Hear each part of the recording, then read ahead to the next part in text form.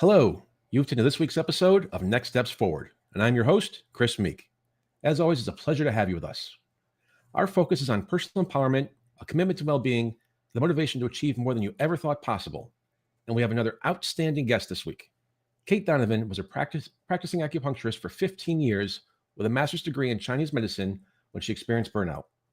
She then pursued a degree in biobehavioral health to understand what stress does to our bodies. These days, she's an internationally known and sought-after speaker, host of Fried, the Burnout Podcast, and author of the book, The Bouncebackability Factor, End Burnout, Gain Resilience, and Change the World.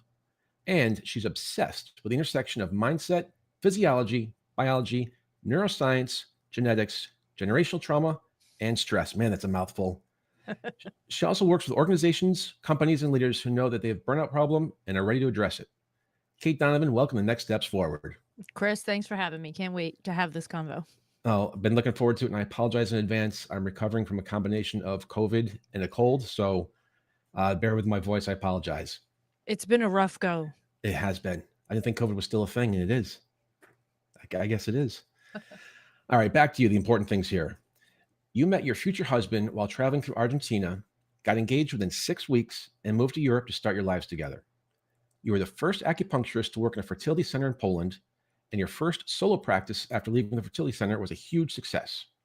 What an exciting and adventurous life you had so far. I mean, this is unbelievable. We're just at the tip of the iceberg here. How could someone with a resume that impressive and eclectic experience burnout and undertake the sort of internal reckoning that would lead you to study biobehavioral health?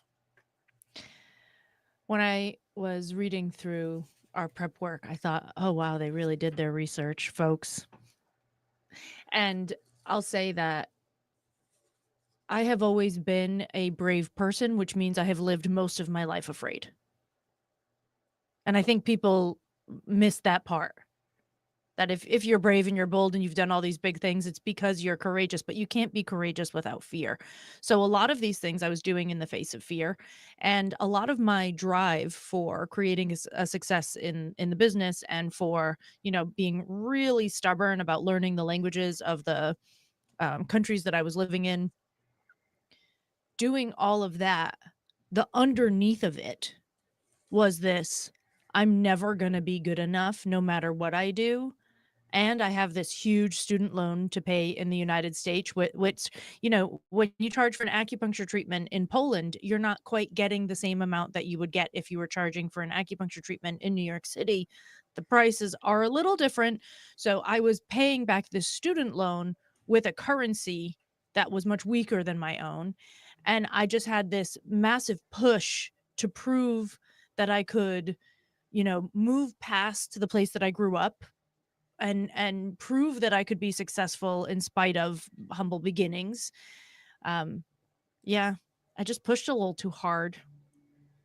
Can't be courageous without fear. I love that. It's a bumper sticker. It is. All right, well, let's start with the definition of burnout. How can we tell the difference between just being tired and actually being burned out? So when I talk about the definition of burnout, I always go to the World Health Organization definition first so that we're all talking about the same thing. Right? So the World Health Organization says burnout has 3 components. They are emotional and physical exhaustion, cynicism and detachment, and the last one is a lack of productivity or a lack of feeling impact and meaning of your work. And all 3 of those things have to be present for an undetermined amount of time, but simultaneously. Now, if you are just tired or you are experiencing stress that's chronic but hasn't burnt you out yet, you'll know the difference because short-term recoveries will bring you back to life. So if you are really, really tired on a Friday, but you sleep for the weekend and maybe go and see your friends and get a little bit of fuel from people and get a little bit of fuel from rest, and on Monday you're ready to go again, it's not burnout. But if you keep trying to rest more and fuel better and you still can't quite get back to yourself, your body battery, like that Garmin measures a body battery, your body battery just is not hitting over the 50% mark. No matter what you do, you cannot fill back up. This is what burnout is like. Start with the World Health Organization. Everyone speaks the same language that way. I think this is one of the big problems in the world of buzzwords, right? A lot of people will say, "Oh, I'm just so burnt out." But what are we actually talking about? Let's be clear. Sure. Fair point. So, what happens to the brain when someone's experiencing burnout? Does chronic stress or burnout affect our memory, decision making, or other functions? Yes, yes, and yes. The tricky thing about chronic stress is that it will decrease the volume of various areas of your brain. So it decreases the volume of your prefrontal cortex, which it's in your forehead area for those of you who don't know, and that's responsible for executive functioning, decision making, motivation, planning, emotional connection, emotional regulation, all sorts of things. And so if you've lost neurons in that area, if you don't have as much capacity physically, you probably don't have as much capability either. So a lot of people, explain that they can't find the drive to do things. They are exploding on people even when they don't mean to. All of these symptoms are really closely related to what's happening in the brain. We just talked about a few different symptoms there. I understand some people who experience burnout become apathetic, while Mm. others become much more sensitive and reactive. How does burnout affect the way we regulate our emotions? And why do some people become apathetic while others become more sensitive and reactive? So if you look at the nervous system's reaction to stress, it typically, when we talk about it, we say, oh, fight or flight. But fight and flight is just the beginning of the responses that are available to us. There's also freeze. And then there's fawn, which is an even deeper freezing kind of. And then on top of those, there's something called tend and befriend. That's really not often talked about. So if we look at those functions, if we're looking at the fight, then that's going to be something where we have a lot of anxiety. We have a lot of drive to sort of, we are actually fighting against something. If we go all the way over to freeze, well, you're frozen. You're apathetic. You're unable to react. So these are all just various ways that the nervous system responds to stress. And a lot of that is dependent on either some sort of genetic predisposition, some sort of learned mechanism that you learned to do this during your life because you either had a parent who did it or you started doing it as a child and it was successful for you, kept you safe somehow. So you repeated it. So it could be this is why when you said, I love the intersection of all these things, and you were like, that's a lot of things. It is a lot of things, but when you put them all together is when they make the most sense. So how somebody's physical body responds to stress, how their particular body reacts in the face of stress is because of genetics and biology and nature and nurture and environment. And it is because of all of those things. So those are just the ingredients to make us all one E- person. Exactly. Going farther down that road, is there a connection between burnout and anxiety or depression? And does burnout lead to depression or anxiety? I think that it's the opposite way around. So if you have a tendency toward anxiety or depression, you are more likely to burn out. And when you burn out, that thing that you already have a tendency toward will be exacerbated. And you've emphasized that burnout isn't just about overworking, and that research suggests there are 6 workplace factors that can increase vulnerability to burnout. What are some of the factors that people often overlook? One of the big ones in the workplace that's overlooked is a lack of praise and recognition, and it's the easiest and cheapest one to fix. This is the research behind the 6 workplace factors has been done for almost 40 years, or a little over 40 years, actually. They know this stuff cold. This shouldn't surprise anybody. Everyone that talks about burnout talks about these same things. And we are still unable. I talk about this in a workplace from the leadership perspective and the team member perspective. Because we do have to meet in the middle. Leaders need to learn different ways of praise and recognition, and individuals, need to learn how to take it. We don't do well with accepting praise and recognition. Every time I'm in a room with 500 people and I say, who's really good at accepting praise for their work? There's like 2 meek hands that go up, and the rest of the room is sitting there crossing their arms. Well, so we can teach leaders all day how to give good positive feedback so that people feel recognized and seen and valued. But we also have to teach people how to absorb that kind of positive feedback and allow it in despite the internal messaging that you're not enough or you're not this or whatever is going on in your head, that inner gremlin that's doing all the damage. Why do you think it is that people have such a difficult time accepting recognition, even though you know deep down they want it? Oh, That was on the Chris, script. I think when we are molded into people, most of the things that we are taught are ways to curb ourselves. Wait in line, color in the lines, wait your turn, follow the rules, don't use that tone, right? Raise your hand to use the bathroom, don't hit your brother. We could go on and on and on. But almost everything that we're taught is how to curb ourselves in order to function well in society. And I'm not saying that that's necessarily bad, but we are not often told from a young age that our natural inclinations are good. So we Fair don't enough. have anything to hang that praise on. Makes sense. How much, excuse me, how much is burnout tied to our self-worth, especially if our self-worth is based on our productivity? Huh. If your self-worth is based on your productivity, you're probably going to burn out no matter what. So a lot. How much is it based on that? A lot. And I think that there's underneath the self-worth, there's this need to understand that most of the time we're not aware of our self-worth because of self-abandonment. Right. And that self-abandonment is often taught, like I just mentioned, we're often taught to curb ourselves. So we learn to act different. We learn to be different. We learn to show up properly. And then we forget who we are, and we get into the world and we get to a place where maybe we're making enough money and we're doing a good job, and everyone's like, live your purpose, be authentic. And you're like, wait, what? I have been told my whole entire life to pull back. So I don't know how people avoid having self-worth issues. A few people have managed it, but most of us have some sort of question in there. Am I deserving enough? Am I good enough? Am I doing enough? And when those questions go unanswered, we are going to try to produce more, to prove more, to show more. And if we get the result that we want, sometimes we can avoid burnout. But if we don't learn how to take in that appreciation and that recognition and that praise, then we're never actually getting to the goal. So we're going to keep striving and keep striving and keep striving. You talk about resentment as an early warning sign of burnout. Mm.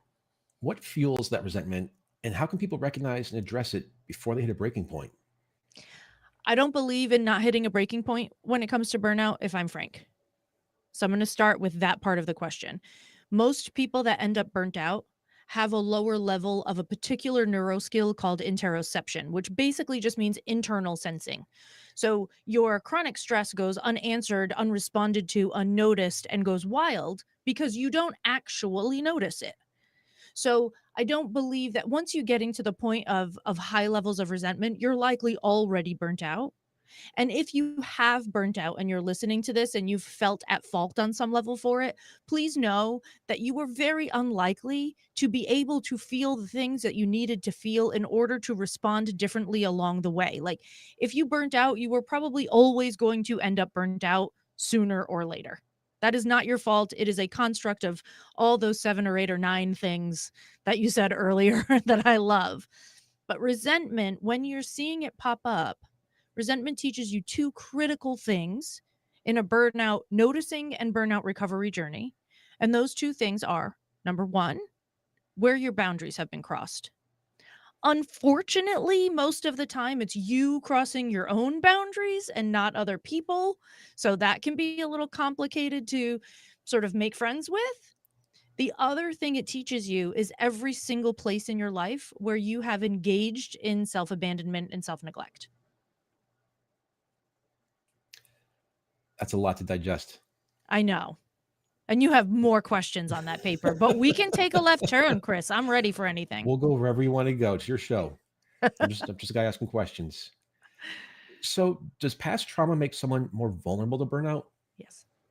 The easy answer to that question is yes, because most of the time when we have a certain level of trauma, there's a measure called ACEs, adverse childhood experiences. And if somebody has a high score on the ACEs scale, which is typically 4 or above on 10, the whole thing needs to be sort of updated, but this is what we've got so far. You are more likely to have already had some of the brain changes that come with chronic stress before having the chronic stress. So you are already predisposed to those same symptoms. In addition, you are more likely to engage in less healthy behaviors. You are less likely to engage in health promoting behaviors. So you end up, this is like the classic idea of someone had trauma growing up and they didn't have anything to buffer it. They didn't have the grandmother that really believed in them. They didn't have the teacher that really, whatever it happened to be, they didn't have enough buffer, which is called positive childhood experiences. And they grow up and they end up in this environment where they have a really crappy boss, and this boss is brutal to them, but they don't know that that's not okay. They know it's not okay, but not enough to say, I shouldn't work at a place where I get treated like this. They say, well, this is the world. This is the job I have to put up with it. So they get stuck in situations more commonly because they're less likely to make a move that's aligned with what they need because they don't have enough awareness around what their needs are.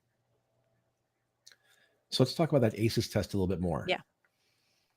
How would someone A, know about it, and B, know when they need to take it, and C, can you do it online? Do you go see a therapist? Yeah, you can do it online. It's available if you just type in ACE in big letters and a small s, ACEs exam. They're available all over the place. And they are being done more and more now in doctor's offices during childhood to determine people's predispositions for health problems later on, because you're more likely to develop diabetes, you're more likely to develop an addiction issue, you're more likely to develop all sorts of problems if your ACEs levels are high. So it's something that's much more popular and done now in a child situation, not so much done in with adults, but it's available to be done. And the questions are, there's only 10 questions, and it's like, have you experienced this or have you not? Did you feel fully supported and listened to as a child, is the sort of lighter questions. And then the harder questions are, did you have an incarcerated parent or a parent who was an addict, or, et cetera, et cetera. So were you physically or emotionally abused? Were you physically or emotionally neglected? Were you, sort of there's bigger questions and smaller questions, but they all sort of toe the same level in this questionnaire. Well, it's great to hear that they're becoming more mainstream, but when the pediatrician or maybe a child psychiatrist, whatever it may be, are they going to ask these questions with the adult in the room? Because that's going to affect the answers. So I am not involved in how this happens in that world, so I don't have really clear answers for that, but I would assume that it would be separate. One would hope. Yes, I would assume it would be separate, and or if there was a safe adult that was known to be a safe adult, then the safe adult would be either in the room and or answering the questions. Like, I know that my child suffered abuse at the hands of whoever. Perfect. Again, that's capital ACE, lowercase s. Yes. Perfect. Thank you. Are there any signs that tell us if someone's burnout is likely unresolved trauma rather than something else? Here's one of the big things that I think we need to get straight about burnout. It is death by 1,000 cuts. There are always 87 layers involved. There is something that I like to talk about that's called the web of causative factors. The workplace factors that we talked about earlier, that's just one bucket in the web. And that's all related to the workplace. But if you don't have any of the other buckets, if you grew up in a great family and you felt protected and you created a secure relationship and you have a culture that supports personal actualization and you live in an environment that you love and you take care of nurture and you use nature and you feel nurtured and you eat well and you exercise well and all, you could have a shitty job, excuse my French, and still be fine. So we have to understand that burnout is a much, much bigger picture. And all of those things that I love have to overlap in some way, shape, or form in order to create what I call a vulnerability to burning out. I never say cause. First, because we can't test that. We can do correlative studies, but we can't do causative studies in this case because it would be immoral, unethical, first of all, right? So we can only do correlative studies. And on top of that, I don't think that we should be, when we're talking about the nervous system and people's responses, and we cannot eliminate any portion of a person's life because the nervous system responds to everything. It doesn't just respond to your parent, it also responds to the color of your walls. How long can burnout last? I mean, it must just run its course, right? No, it does not run its course if you do not address it. Address the behaviors that add to it, address the risk factors that add to it, address the protective factors that can help you come out of it. If you do not address it directly, it will just continue to last until it turns into another chronic illness. Most commonly, stroke, heart disease, diabetes type 2, etc. So I don't know. You have to actually address it for it to go away. What are some of the early warning signs? I mean, stroke's pretty serious. All those are very serious outcomes. Yeah. But chronic stress is a very serious problem. But and the warning signs, this is the thing about the warning signs that I mentioned before. If you are someone who doesn't have the skill to notice what's really happening in your body, we could talk about the warning signs all day. You're not going to listen to this episode because you think it's for other people. You won't tune in. It won't even matter. So I have a big sort of bone to pick in the world where so many people are talking about burnout prevention. That's just stress management, folks. But the people that are already in burnout, they need a recovery process. Those preventative measures, that's like giving somebody who has cancer broccoli and being like, greens help. No, Sharon. No, thank you. So I think that, yes, we should be building awareness where we can. But most of the warning signs are a sense of discontent in your life, some sort of disenchantment with what's going on around you, tight jaw, tight shoulders, headaches, like these little things that people are never going to put together in a picture that says, oh, maybe I'm burning out. How does the recovery process differ when we're mildly burned out versus those in complete exhaustion? Those in complete exhaustion typically need more time in just pure stillness before they have the energy to actually engage in some of the practices that they need in order to recover. So one needs an additional phase of rest. But the process after that, what they need to work through, a lot of the things will be similar. Where's your self-worth coming from? What is your definition of success? How can we teach your body how to feel safer when it's in a safe place? What does that feel like? What are the somatic practices? So there's all sorts of different physical, mental, and emotional tools we can use.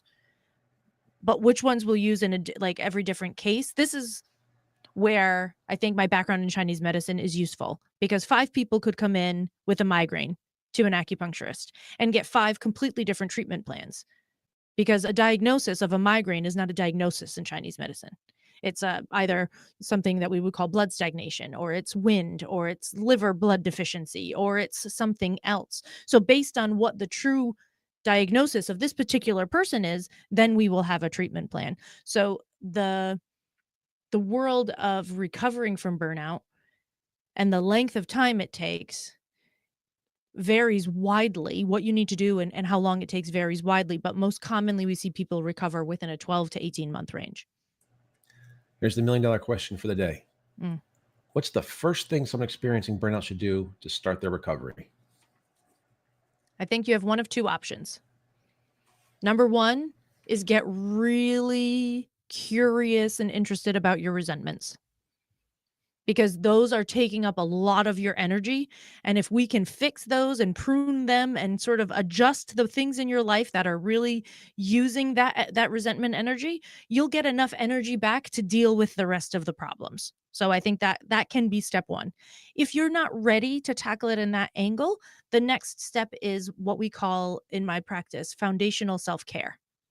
And foundational self-care is, the hashtag of my podcast is pee when you need to pee. Drink when you're thirsty, eat when you're hungry, rest when you're tired, move when you're antsy. People always think about the slowing down parts and the fueling parts, but never the when you've got ants in your pants, get up and move, sister, right? So move when you're antsy, express when you are having an emotional experience. So kind of relearning that skill that I mentioned at the beginning, interoception, because you can retrain that as a skill. It will rebuild the part of your brain that's responsible for you being able to feel it. That will improve your emotional regulation by default. And then you'll have an easier time doing everything else. So people always joke that foundational self-care is too small to make a difference, but my experience and thousands of people tell me that it's exactly the way forward. You mentioned, ways to repair the brain.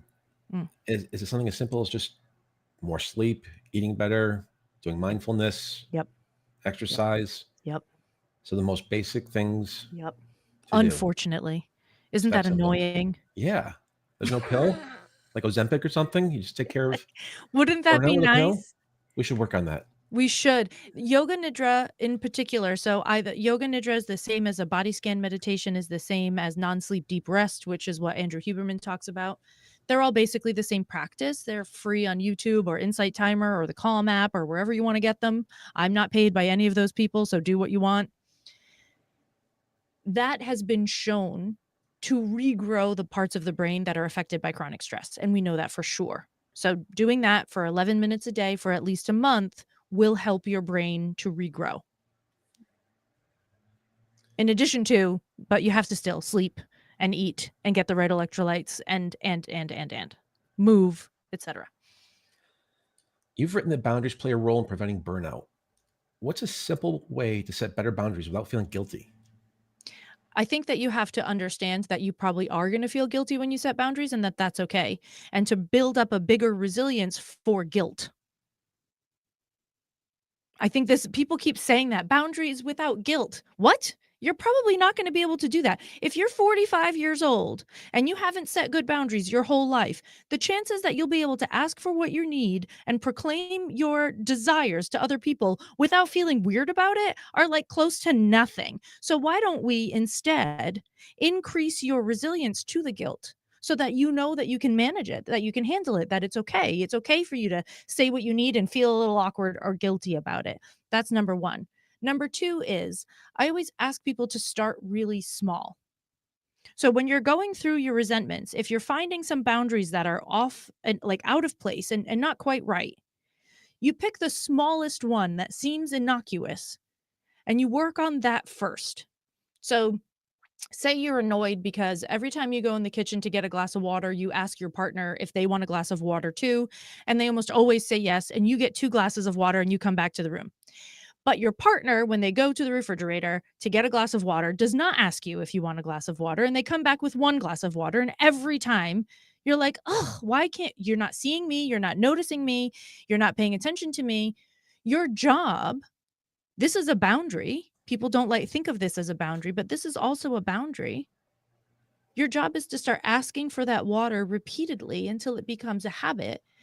And you're doing 2 things when you do this. One of them is you're training your nervous system that you can ask for things that you need and people won't hate you immediately. And the more times your nervous system experiences this, that you can ask for these small things and get feedback that it's okay, the easier it will be to make a bigger ask later. So we have to start with these really small things. The other thing this does is I had a guest on my podcast. Her name is Heather Hansen, and she talks about creating an evidence journal. If you're an evidence person, you write this down like data. I asked for X and I got it. Or I asked for X and I didn't get it, but I still feel okay. I asked for this and I felt guilty, but I got it and I think I can do it again. And you start to literally gather the evidence so that when you're having a day where you feel like you can't do it, you can read through it and be like, no, I can do it. I've got the proof. You Love know? that. Once someone has recovered from burnout, Mm. how can they prevent it from happening again? This is resentment all the way. That my biggest tool and my favorite thing when you have already recovered from burnout, resentment is your guide for life. Every time it starts to build up, you think, oh, this isn't actually what I want. I've been tricking myself. So this is how I plan my business. This is how I decide how much I charge. This is how I decide which podcasts I'll be on and which things I'll show up to and which things I will not. If the thing that I'm saying yes to interferes with a natural sense of generosity that I enjoy having, if I'm feeling like I have to hold back a little bit, or if I feel like I'm doing someone a favor, which is a bad reason to do things, or if that resentment starts to creep up, like I feel like I'm being used in some way, it's a no for me. And I still make mistakes, but then I see, oh, you know what? I knew I was going to be resentful over this. I didn't change it. And now I'm going to have to decide next time to pay closer attention. So to me, once you've burnt out and you're on the other side, resentment is your guide. As you work with organizations and individuals, you make 2 points I think would surprise a lot of people. The first is that burnout can be leveraged for good. Mm. And the second is that burnout can be used as the key to unlock everything an organization needs to thrive. Mhm. How can such a negative situation as burnout be leveraged for good, but help an organization thrive? Oh, this is my favorite. If we don't use it for good, what the heck are we doing? First of all.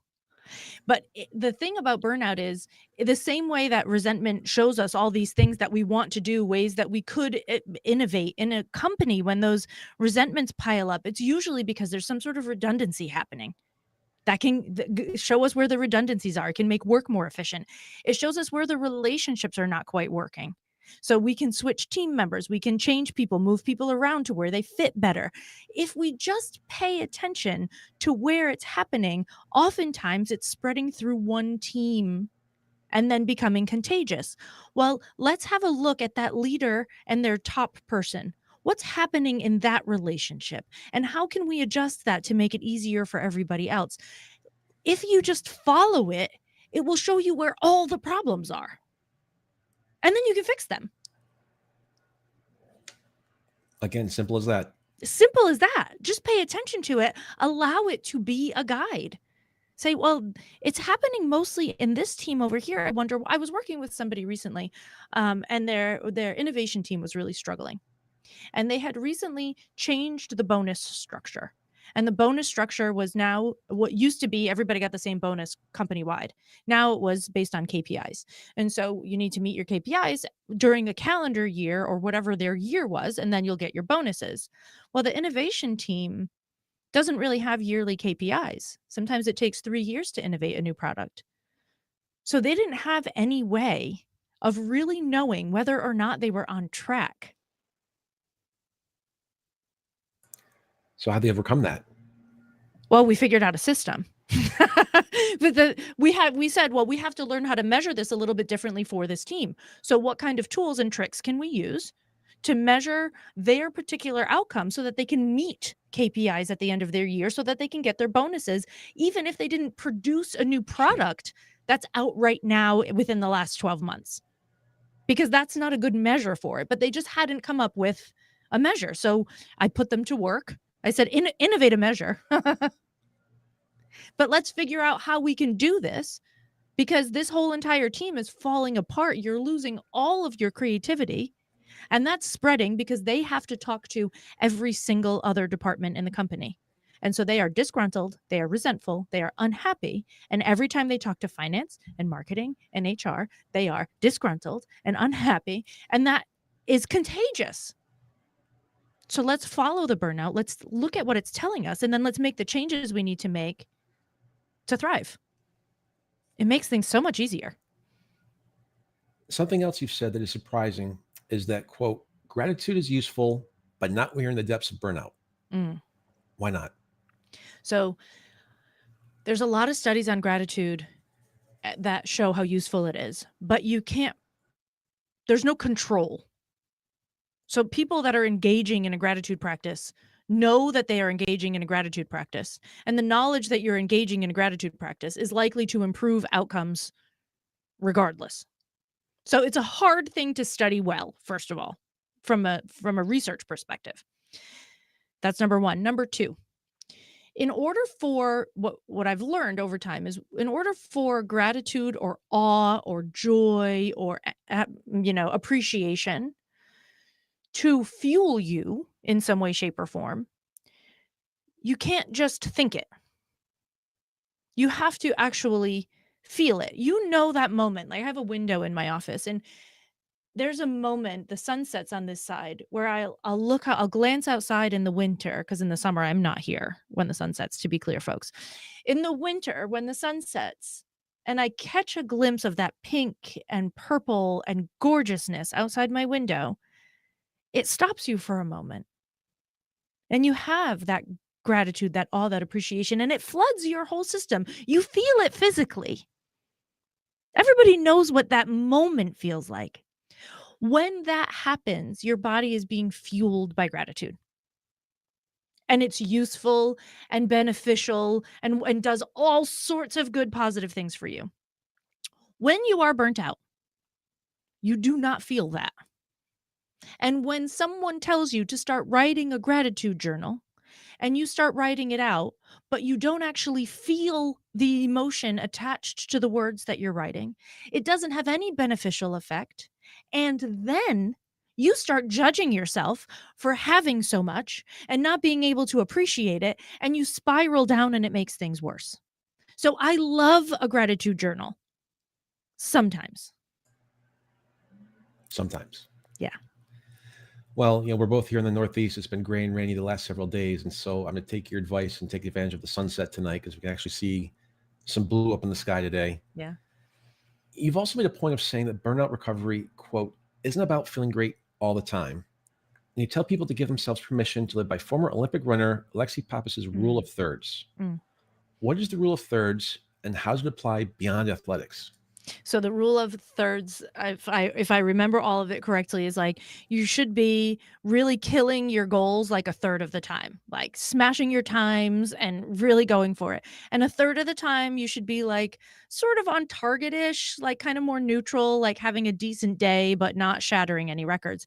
And a third of the time you should basically be failing, because that means that you're working towards your goal.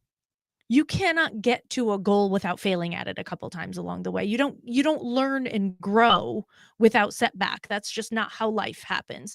And in burnout recovery, because people get so sensitive to their lack of emotional regulation and their fatigue, I know people that are recovered for a couple of years, and they have a day or two that they're tired, and they're like, it's a mini burnout. I'm burnt out again.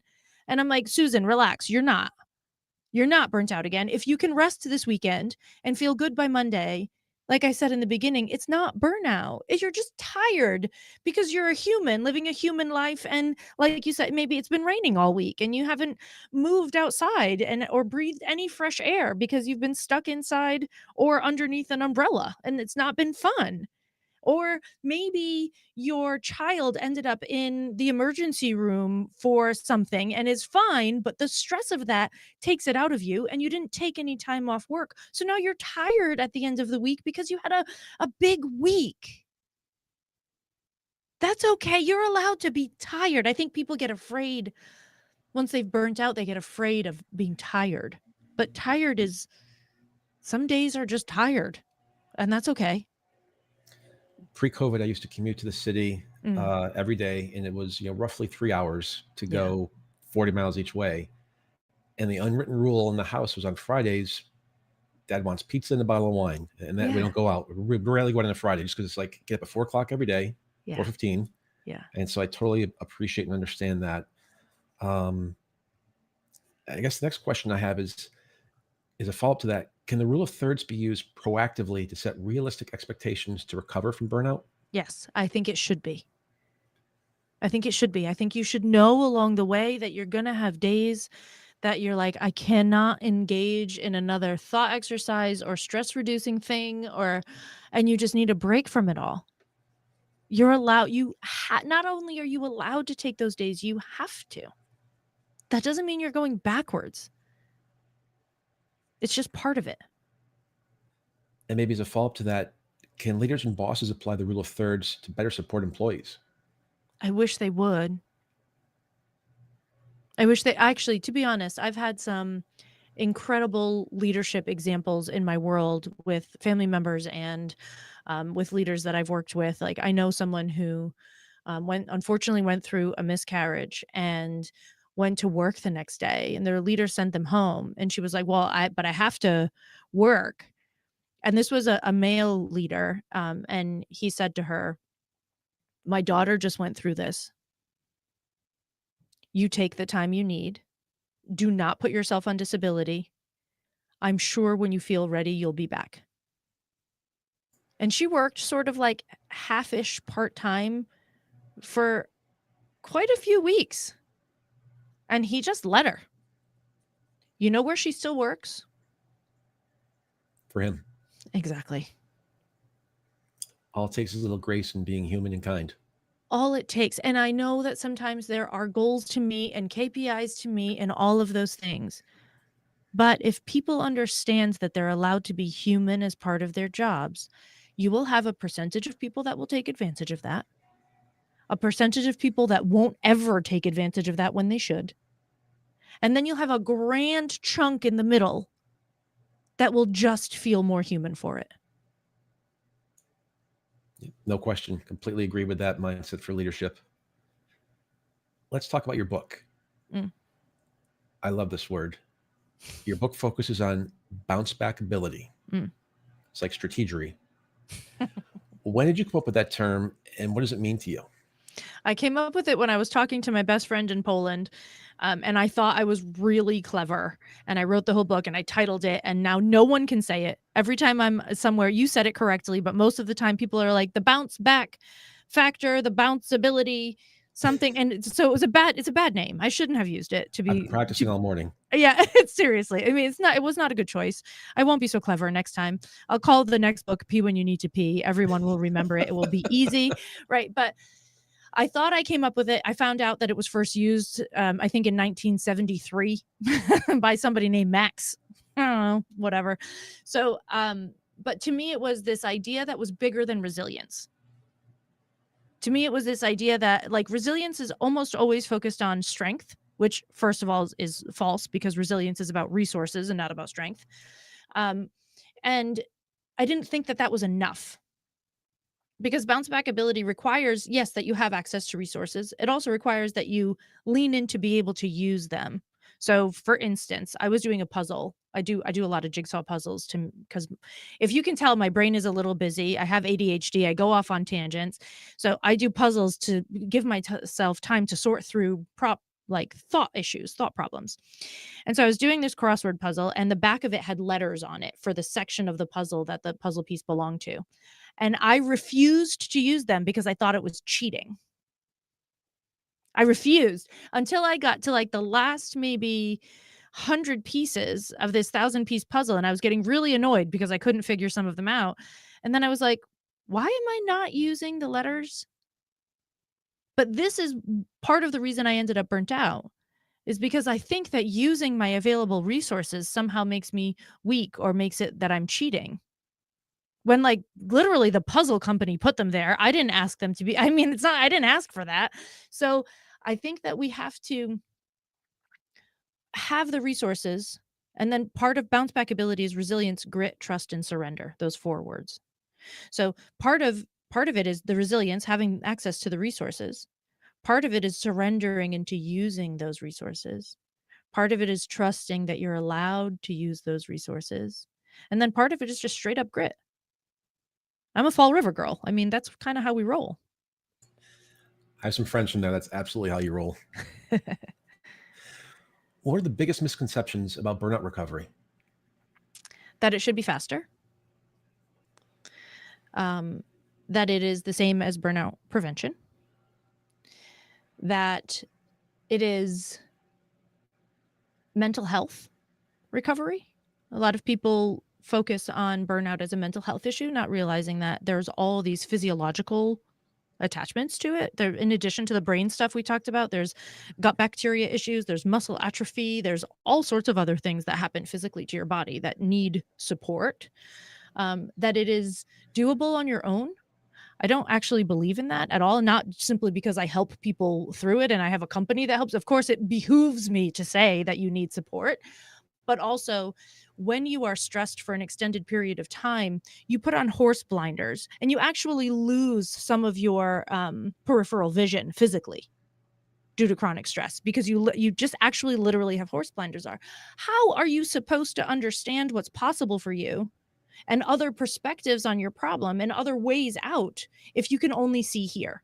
You actually need to borrow someone else's like brain and possibilities so that you can start to create a different picture than the one that's stuck in front of you. And back to your book, The Bouncebackability Factor, End Burnout, Gain Resilience, and Change the World, has a special focus on female entrepreneurs. Why'd you single them out for attention? I did because when I went through burnout myself, and my husband was doing a post-grad degree at Cambridge at the time.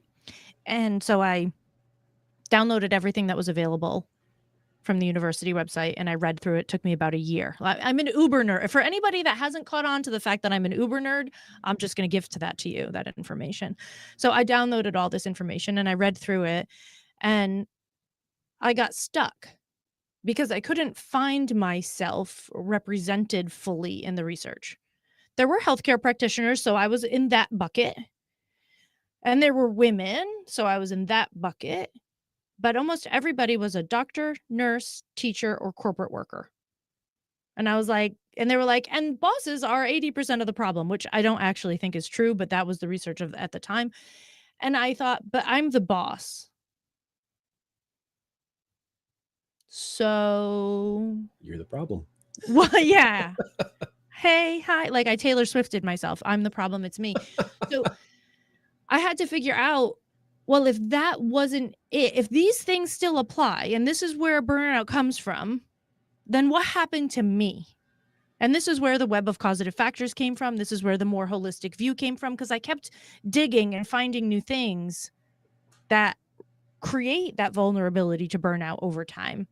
But it took me like 8 years of digging and another degree, because overachiever. That's what you do. Yeah. What are the biggest expectations that contribute to burnout for each gender? Well, I think this goes down to a cultural thing. So for women, the mental load and the making sure everybody in the house is always emotionally taken care of and prepared for everything in their worlds, and for men, I think a largely disregarded reason is the fact that based on our culture, you are meant to be responsible for the financial and physical safety of everyone in your household. And I think people forget what a big role that is. We have done a lot of focus on the extra mental load that women hold, and it's researched to the hill. And it's true. And I think we are forgetting that the responsibility that we've given men, even I know that there are women that pay all the bills, and I know that there are different relationships, and I'm here for all of it. And if we're talking about just a very typical scenario, typical gender roles, typical everything, then I think that those are the problems that we're facing. Women, the mental load and the communal support of everybody and everything all the time, and men, that like physical and financial foundation that they're supposed to provide for their whole family, safety that they're supposed to provide for everybody. Let's take that maybe a step further. Some people argue there's a double standard that hurts men in terms of burnout and self-care. If a woman says she needs a mental health day, no one doubts or questions that. But if a man says he needs a mental health day, people think he's weak or a whiner. First, is there a double standard? And second, if there is, how can men address that issue? I think that there is a double standard, but I also think that not too many people have an easy time saying they need a mental health day in general, of any gender. I do think men catch more flack for it. And I think the only way through it is to have more men say it on a more consistent basis so that it becomes more normal. There's a man named Jim Young, who's a burnout professional who I adore. He's been on my podcast a couple of times, that talks about these issues a lot. And his response to it is that men need more intimacy in the form of friendship and support, but they can't get that until they ask for it. So we're back in this sort of praise and recognition phase, like, you can't get it if nobody knows that you need it. And so I think that unfortunately, just like the onus has been on women to speak up about the mental load and sort of try to solve this issue, the onus here is on men to start speaking up and saying, I do need a mental health day, and you all can screw off with how you feel about it. Have you That's seen a hard. change? Have you seen a change in that perception post-COVID? Because I've been saying for the last couple of years, the one positive thing of COVID was to put a spotlight on mental health, and people are a Yeah. lot more open about it now. Yeah. What are your thoughts on that? I think that it helped temporarily. And I think now people are contracting again into old habits. But I do think that there was a temporary during, gosh, it must have been like year 2.5, 3 post shutdown, that I was seeing a lot of men's communities pop up, and a lot. And then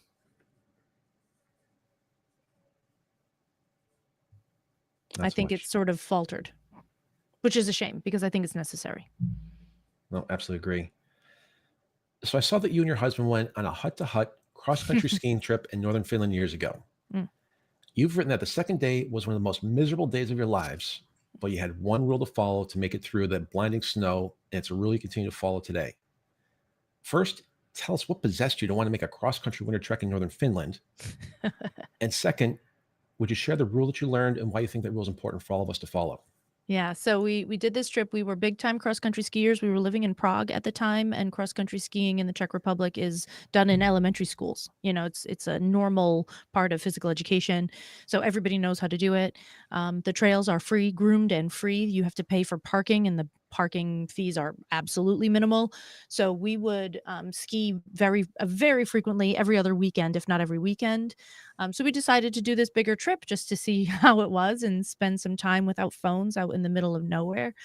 It was fabulous, except for that second day, which was just brutally cold and windy, and the snow. I don't even know if it was snowing or if it was just moving the snow around or what was. It was just brutal. And our only rule for that day, based on the guide that we were with, was don't lose the person in front of you. Don't lose the person behind you. Don't lose the person in front of you. Don't lose the person behind you. If we all maintain that one rule, then we stay together and we stay safe. And I think that so often in this world, when we start to get stressed, we pull ourselves away from the person in front of us and the person behind us because we don't want to feel responsible to them or for them. But then we don't give anybody the opportunity to be responsible for us or with us. And we need that desperately. We've got about 90 seconds left, Cait. Tell us how people can find your book and follow your podcast. Best place to go is the podcast, Fried, the Burnout Podcast. Everywhere you listen to podcasts, it's all over the place. And from there, you'll get the links to everything that you never wanted anyway. And how can they get in touch with you if they're interested in having you speak? That is Cait at caitdonovan.com. Simple, super simple. And it's C-A-I-T, Cait. Yes. Cait Donovan, host of Fried, the Burnout Podcast and author of the book, The Bouncebackability Factor. Thank you so much for being with us today. Thanks for having me, Chris. It's an absolute pleasure. I'm Chris Meek. We're out of time. I've got one special announcement. My second book today, titled Everyday Triumph, can be purchased on Amazon. Get your Kindle version for 99 cents. We'll see you next week, same time, same place. Until then, stay safe and keep taking your next steps.